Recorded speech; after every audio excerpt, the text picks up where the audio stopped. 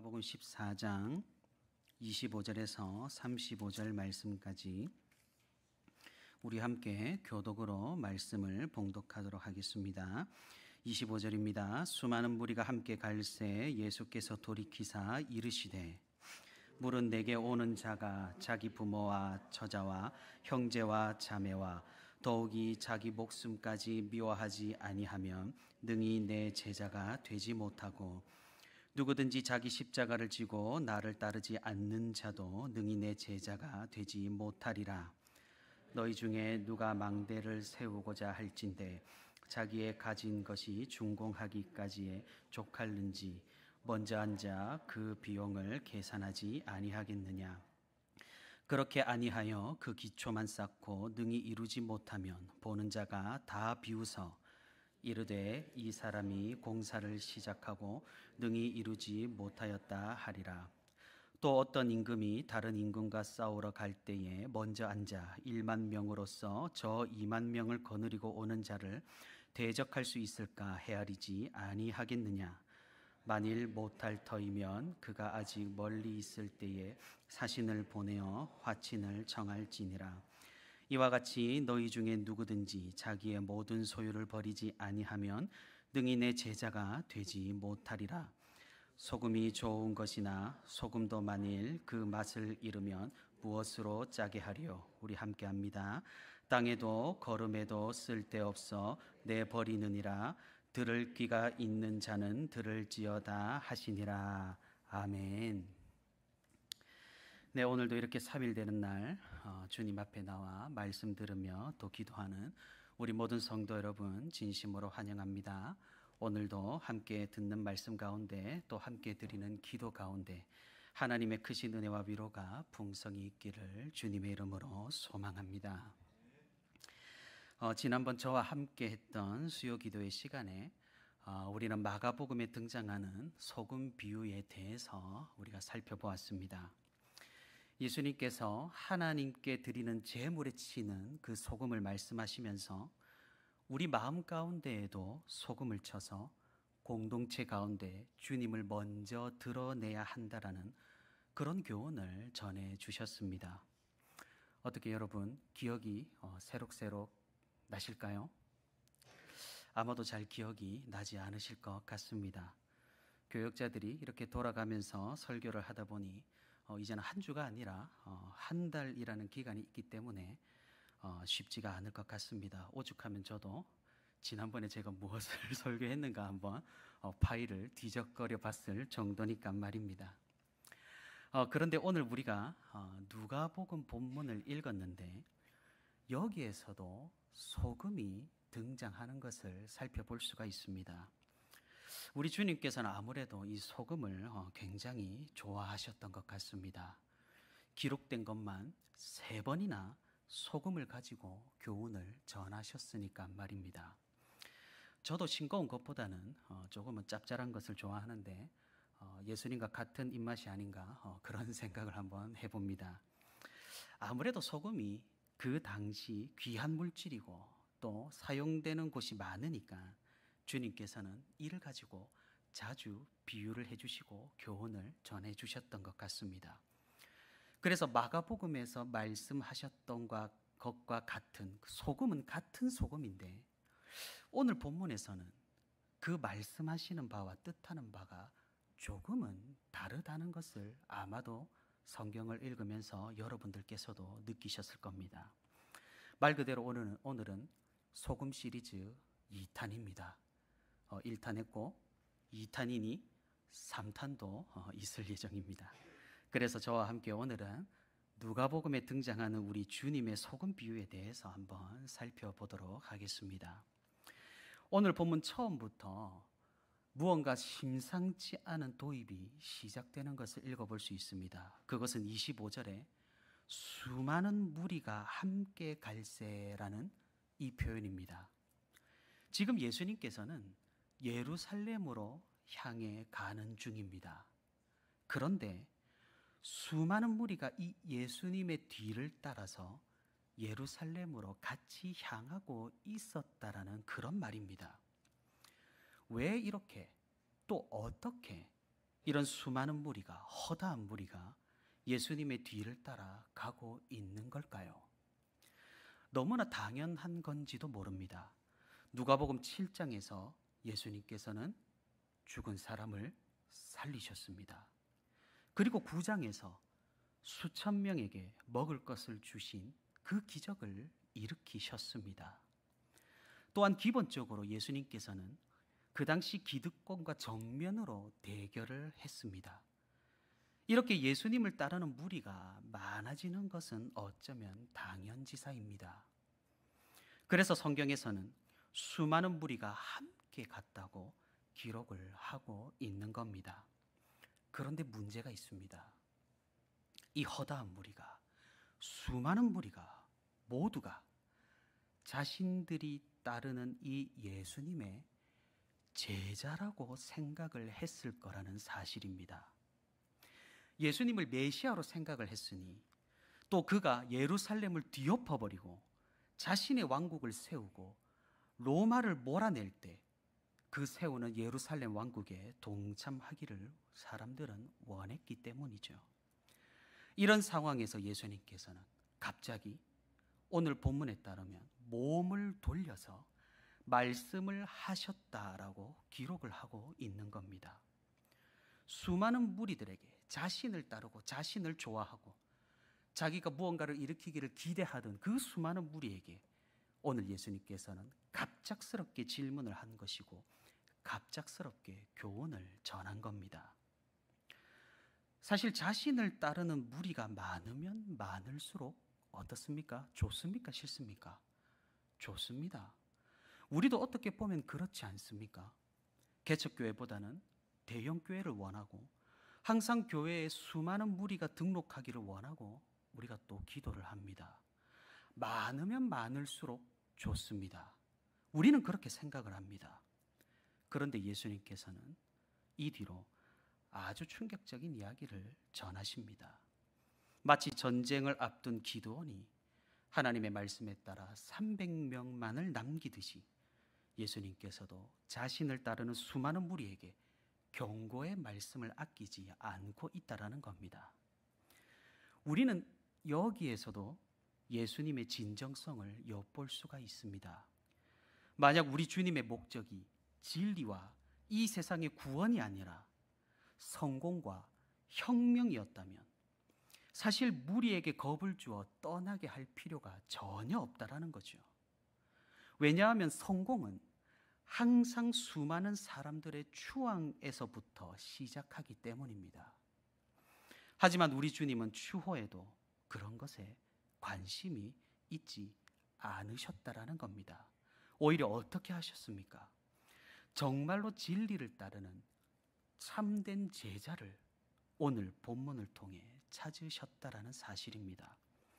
그러니 우리 예수님의 의도와 목적을 우리는 여기에서도 분명하게 그 순수함을 발견할 수가 있다라는 것이죠. 이제 예수님께서 그 많은 무리에게 말씀을 하십니다. 어떤 말씀을 하셨는가요?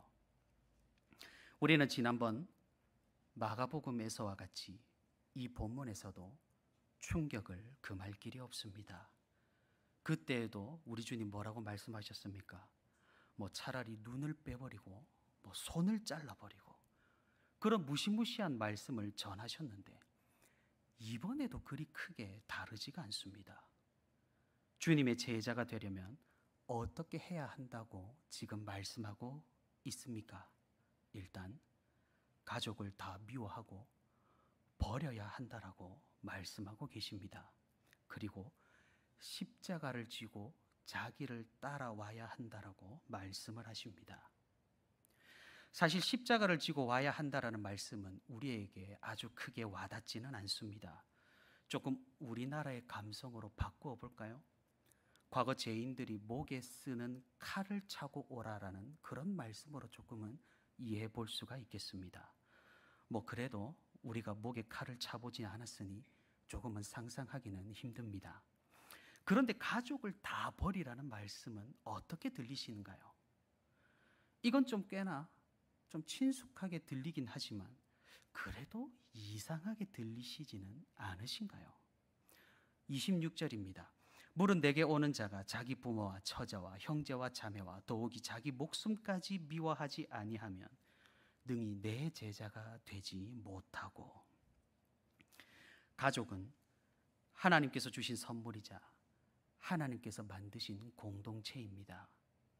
그런데 그 가족을 만드신 분께서 가족을 미워하라고 말씀을 하고 계시니 정말로 이 무슨 모순같이 느껴지고 자가당착이 아닌가 하는 그런 생각이 듭니다. 우리가 성경을 볼 때 그냥 문자적으로 읽게 되면 성경 가운데 정말 모순이 많은 것처럼 느껴지고 말이 앞뒤가 맞지 않는 것처럼 보일 때가 많다라는 겁니다. 하지만 하나님의 말씀은 모순적이지 않습니다. 우리가 그 배경과 그 말씀의 의도와 목적을 충분히 인지한다면 이 모든 것은 하나의 진리를 가리키고 있다라는 사실을 깨닫게 되는 겁니다. 그럼 오늘 본문에서 예수님은 가족을 미워하라고, 자기의 제자가 되려면 가족을 미워해야 한다라고 분명히 말씀하셨는데 어떻게 이를 해석을 해봐야 할까요? 아니, 평소에 원수도 사랑하라라고 말씀하신 분 아닙니까? 그런데 가장 가까운 가족을 미워하고 자신을 따르라니 이상하다라는 그 말입니다. 우리는 먼저 이 언어적인 배경을 잘 살펴봐야 합니다. 유대인이 속한 셈족 계통의 언어는 과장법이 특히나 발달한 그런 언어를 가지고 있습니다. 그러니 예수님께서 지금 하시는 말씀은 미워해야 한다라거나 미움을 옹호한다라거나 실제로 우리가 이것을 미워해야 한다라는 그런 말씀이 아니라는 겁니다.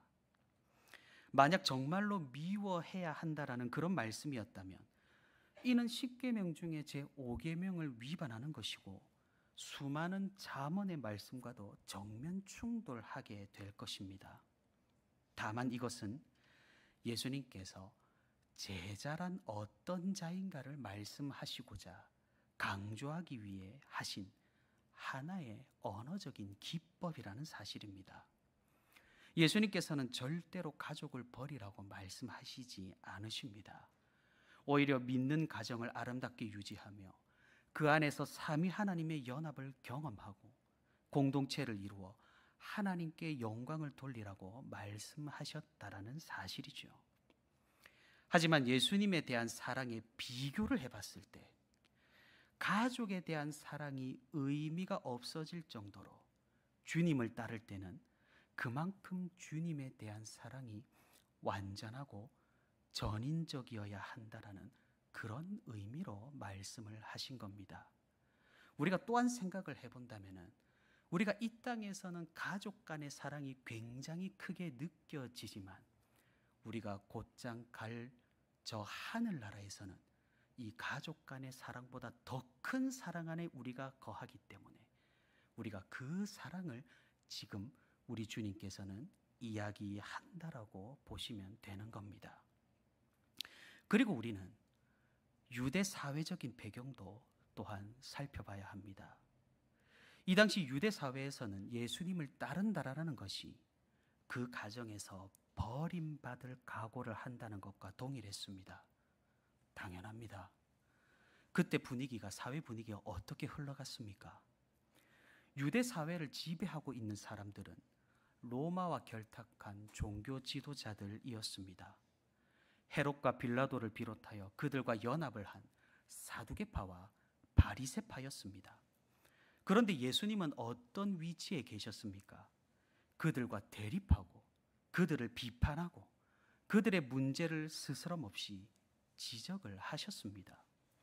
당연히 예수님은 사람들 사이에서 혁명가로 통했을 것이고 이는 사람들에게 또 다른 위협으로 다가왔을 것입니다. 저자와 친하면 윗사람들에게 핍박을 받겠구나. 아무리 예수님이 좋아서 예수님을 따른다고 하더라도 조용히 살기를 원하는 사람들은 예수님을 따르기를 거부할 것이고 가정에서 특히나 보수적인 위치에 있는 어른들은 예수님을 따르기를 만류했을 것이란 말입니다. 그러니 예수님을 따른다라는 것은 이때만 하더라도 가정을 등지고 결단해야 하는 그런 큰 사건이었던 것이죠. 이런 배경 속에서 예수님께서 말씀하시는 핵심이 무엇입니까? 가정에 소홀하고 가족을 버리고 그냥 기도만 하라는 그런 말씀이 아니라 우리 주님에 대한 진정성 있는 그런 충성을 강조하고 계신다라는 겁니다. 그러니 예수님께서는 지금 수많은 무리에게 이렇게 말씀하고 있는 것입니다. 너희가 지금 나를 따른다고 다 제자라고 생각을 하느냐? 절대로 그렇지가 않다. 진정한 제자가 되기 위해서는 이에 상응하는 엄청난 대가를 치루어야 한다라는 그런 말씀을 하고 있는 셈입니다. 그 대가가 무엇일까요? 가장 대표적인 것이 오늘 본문 27절에 있는 십자가입니다. 우리야 십자가를 진다라는 의미를 잘 알지 못합니다. 하지만 이 말씀을 듣는 그때 무리는 이 십자가를 진다라는 의미를 매우 잘 알았습니다. 십자가는 철저한 복종을 의미합니다. 처형당할 죄수가 십자가를 지고 가는 것은 로마에 대한 절대적인 복종을 의미했습니다. 이를 지켜보는 관중들도 십자가를 지고 가는 죄수를 보며 로마에게 복종을 해야겠구나 생각을 하며 두려워서 떨었던 것입니다. 그러니 십자가를 지고 주님을 따른다라는 의미는 주님에 대한 철저한 복종, 내가 아니라 주님을 위해 산다라는 그런 결단입니다. 그리스도께 복종하는 자만이 진정한 주님의 제자가 될 수 있다라는 그런 말입니다. 그래서 무엇입니까? 우리 주님께서는 무리들에게 또 오늘날 우리들에게 물어보십니다. 정말 모든 것을 버리고 자신을 부정하면서까지 나의 제자가 되고 싶으냐? 아니면 이 애매한 상태에서 그냥 나를 떠나버리고 저 세상 속에서 자유롭게 방종하며 살지 않을 테냐? 너희가 잘 계산해보고 수지타산을 잘 생각해보고 지금 선택하라라는 겁니다. 그래서 예수님께서는 이런 계산에 대해서 두 가지 이야기를 이어서 말씀을 해주십니다. 하나는 망대를 세우는 이야기고 하나는 전쟁을 앞둔 임금의 이야기입니다. 이 두 이야기의 공통점이 무엇입니까? 계산을 해보라는 겁니다. 어느 누가 아무런 생각 없이 아무런 계획 없이 아무런 예산 없이 건축을 하고 또 전쟁을 하겠느냐라는 것이죠.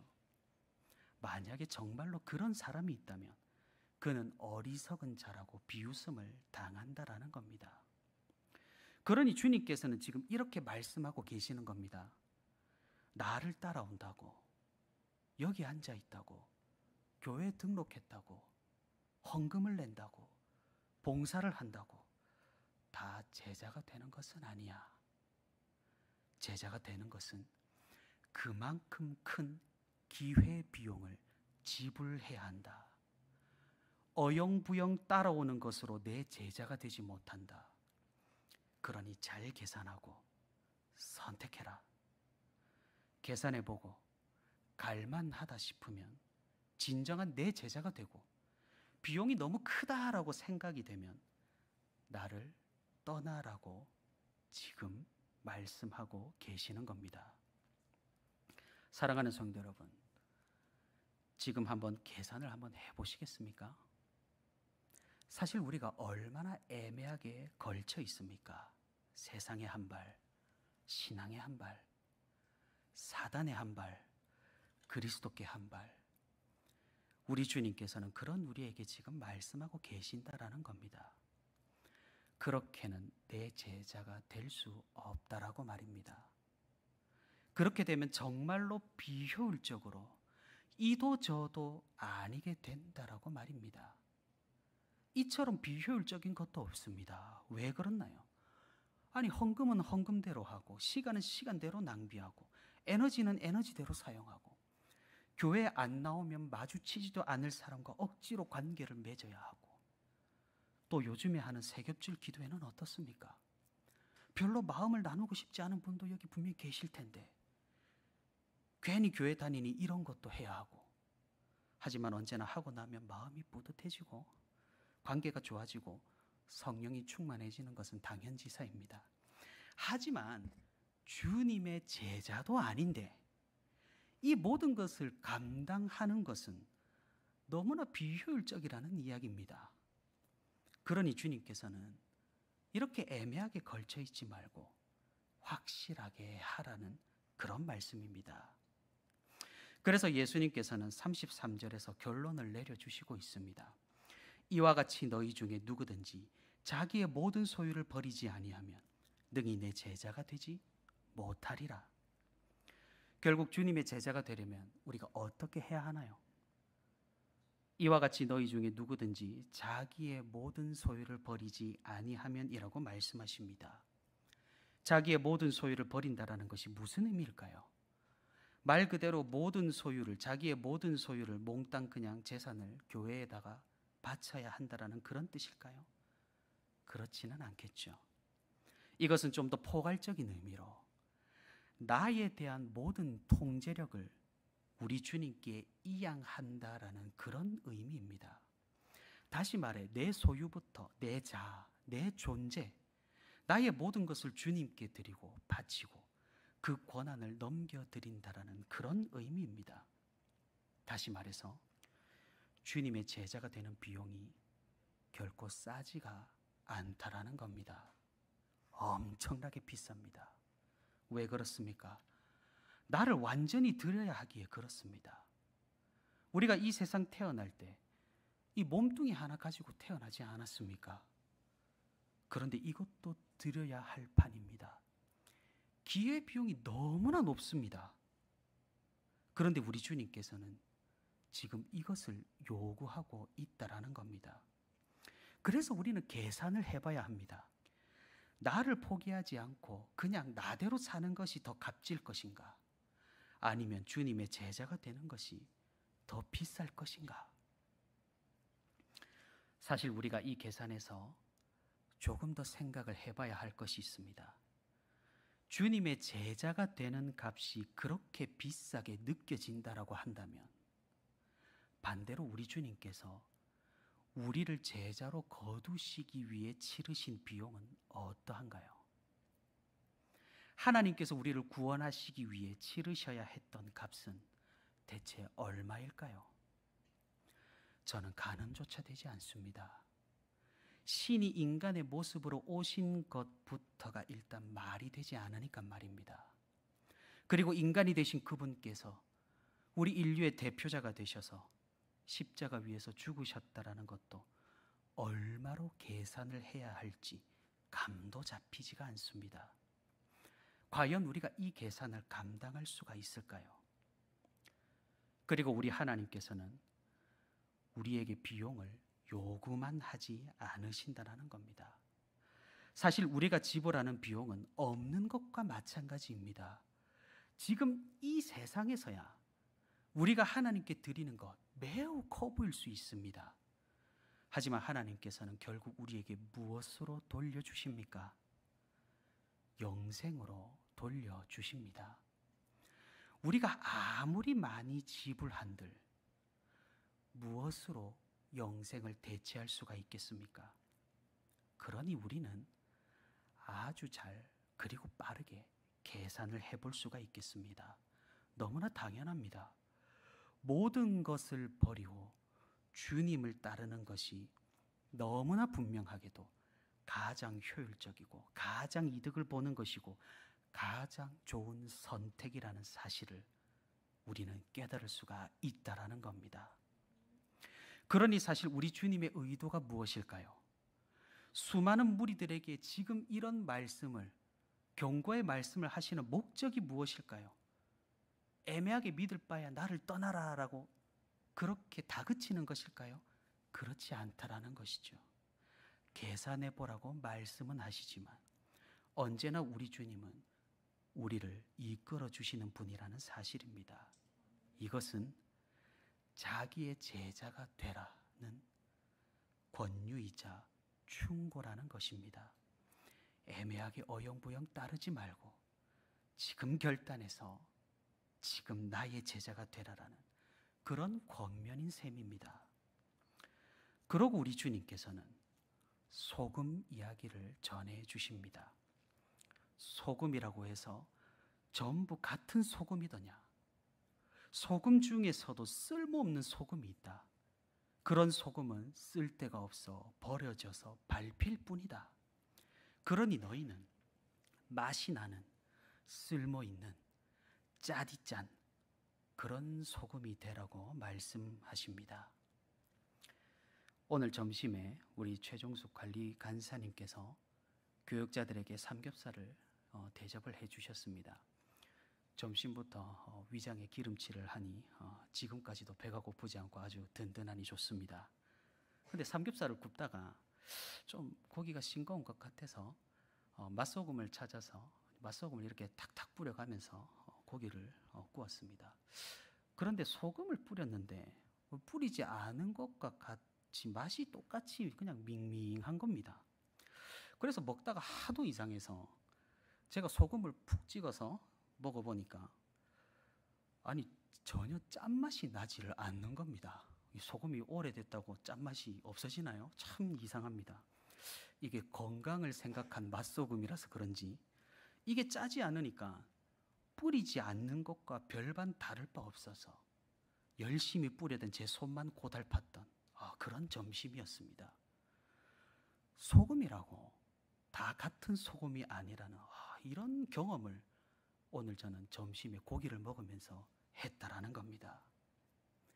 우리 예수님께서 살아 계셨을 당시 이스라엘에서는 소금을 사해에서 채취를 했습니다.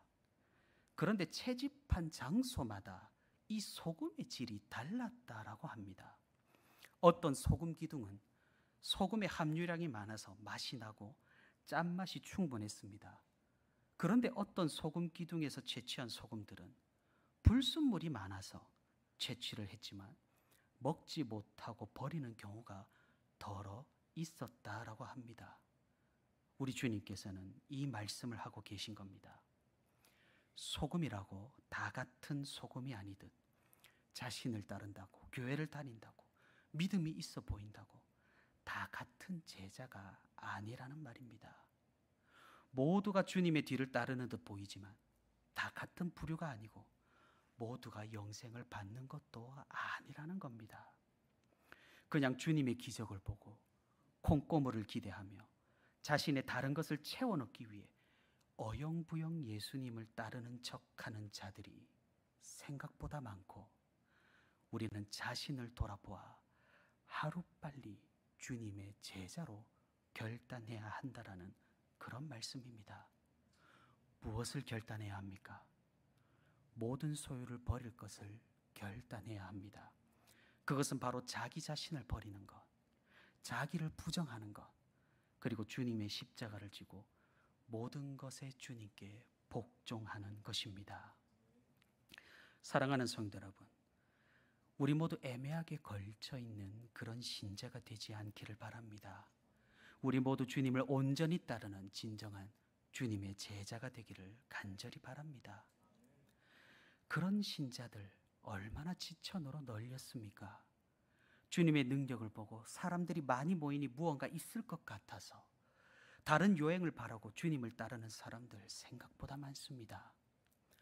자기 안에 주님을 채워넣기보다 다른 것들을 채워넣기 위해서 교회를 다니는 사람들 의외로 많다라는 사실입니다. 예수님께서 살아 계셨을 당시에도 피상적으로 예수님을 따르는 무리가 얼마나 많았습니까? 주님께서 십자가를 지시니 그 따르던 사람들이 다 어디로 가버렸습니까? 지금은 더했으면 더했지 덜하지는 않을 것입니다. 그런데 우리가 생각해야 하는 사실은 우리가 자칫하면 그들 중 하나가 될 수 있다라는 그런 말씀입니다. 우리가 주님께서 말씀하신 바대로 온전한 소금이 되기를 바랍니다. 어떤 소금이 되어야 합니까? 맛이 나고 짜기 때문에 사용할 수 있는 그런 소금 말입니다. 다시 말해, 자기를 부정하고 주님을 따르며 다른 것 때문이 아니라 온전히 주님이 좋아서 주님이 기뻐서 그분을 따르며 복종하는 그런 성도 말입니다. 사랑하는 성도 여러분, 이제 우리 교회는 출발점을 지나서 하나의 교회를 위해서 쾌속하게 항해하고 있습니다. 지금 시점에서 무엇보다도 중요한 것은 우리 자신을 억지로 인정하는 것이 아니라 오히려 우리 자신을 부정해야 한다라는 겁니다. 우리 이제 이런 이야기 그만해도 안 되겠습니까? 예전에는 이러지 않았는데, 예전에는 이랬는데, 여전히 자기를 내려놓지 못하는 그런 모습을 이제는 그만하고 내려놓을 때도 되지 않았습니까? 오히려 우리가 지금부터는 이제는 이렇게 하자, 지금은 이런 게 어떠냐는 미래를 바라보고 긍정적인 마음으로 이전 모습을 모두 내려놓고 주님 안에서 하나됨을 완성해 나갈 수 있기를 바랍니다. 그것이 바로 주님의 제자됨의 시작이고 제자도의 핵심입니다. 서로가 서로를 주장하기만 하면 어떻게 되겠습니까? 이 모든 것이 허사가 되고 어영부영 비효율의 극치를 달리게 될 겁니다. 안 한 것만 못한 그런 결말이 되어버릴 수가 있다라는 말입니다. 그렇기에 우리는 더더욱 주님의 제자 되기를 사모해야 합니다. 하나가 되고 나서 지금 우리가 얼마나 새롭습니까? 또 얼마나 앞으로의 날들이 기대가 됩니까? 이런 긍정적이고 활기찬 분위기 속에서 더욱 우리가 자신을 내려놓고 주님을 온전히 따라서 주님의 제자된 교회로 하나가 될 수 있기를 바랍니다. 오늘도 주님 따르기를 온전하게 하여 주님의 진정한 제자가 되어 자신을 내려놓고 주님께서 허락하신 교회 안에서 우리가 맛이 나는 소금으로서 하나가 되어 주님께 영광을 돌려드리는 저와 우리 온세로 교회 모든 성도가 되기를 주님의 이름으로 소망합니다.